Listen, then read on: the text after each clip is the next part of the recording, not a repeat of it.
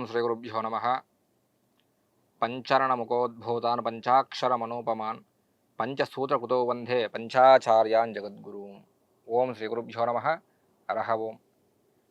సమస్త భక్తమాషులందరికీ కూడా 4, 5, 6 తేదీలలో ఏ రాశి వారికి ఎలా ఉండబోతుంది, ఏ గ్రహము ఏ రాశిలో సంచరిస్తుందో తెలుసుకుందాం. మరి ముందుగా చూసుకున్నట్టయితే వృషభ రాశిలో గురుగ్రహం యొక్క సంచారము, మిథున రాశిలో కుజుడు, కన్యా రాశిలో బుధుడు, కేతువు, రవి, మరి తులారాశిలో శుక్రుడు, చంద్రుడు, కుంభరాశిలో శని, మీనరాశిలో రాహుగ్రహం యొక్క సంచారం నడుస్తూ ఉంది. ఈ యొక్క సంచారాన్ని బట్టి ఏ రాశి వారికి ఎలా ఉండబోతుందో తెలుసుకుందాం.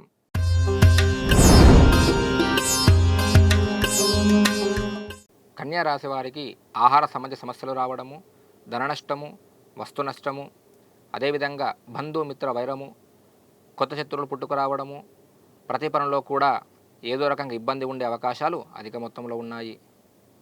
తదుపరి తులారాశి.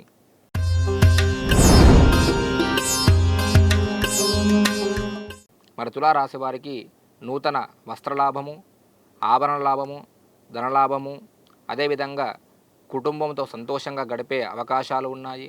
ప్రతి పనిలో కూడా విజయం సాధించుకుంటారు. ఏదైతే పని మీరు తలుచుకుంటారో మనసారా అట్టి పని మీకు త్వరలో అయ్యే అవకాశం అధిక మొత్తంలో కనబడతా ఉంది. తదుపరి వృశ్చిక రాశి.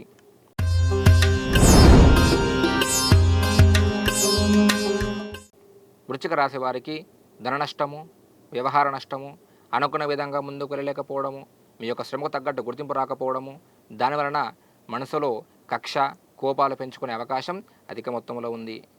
తదుపరి ధనుస్సు రాశి.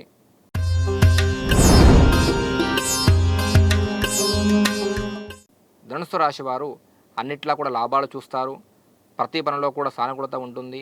ధనలాభము, వస్తులాభము, వ్యవహార లాభము, అదేవిధంగా కుటుంబ సంతోషాలు, మానసిక ఆనందము, సుఖ నిద్ర, ఇష్టాన్న భోజనము చేసే అవకాశం అధిక మొత్తంలో ఉంది. తదుపరి మకర రాశి.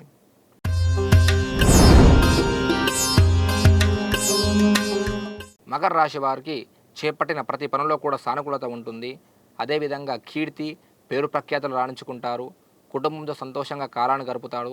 అదేవిధంగా మరి అభిష్ట సిద్ధి, విందు భోజనాలు, ధనలాభాలు అధిక మొత్తంలో చూసే అవకాశం కనబడతా ఉంది. తదుపరి కుంభరాశి.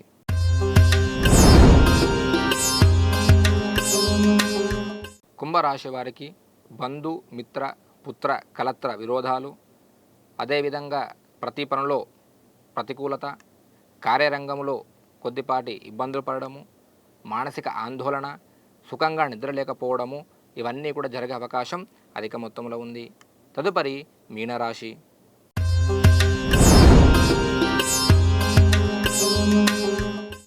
మీనరాశి వారు నిద్రలేని రాత్రులు గడపడము, ధననాశనము, వస్తునాశనము, కొద్దిపాటిగా మీ యొక్క పేరు చెడిపోవడము, అదేవిధంగా ప్రతి పనిలో కూడా ఆటంకాలు రావడము, మనశ్శాంతి అనేది తగ్గే అవకాశాలు అధిక మొత్తంలో ఉన్నాయి. ఓం శ్రీ గురుభ్యో నమః. లోకా సమస్తా సుఖినో భవంతు.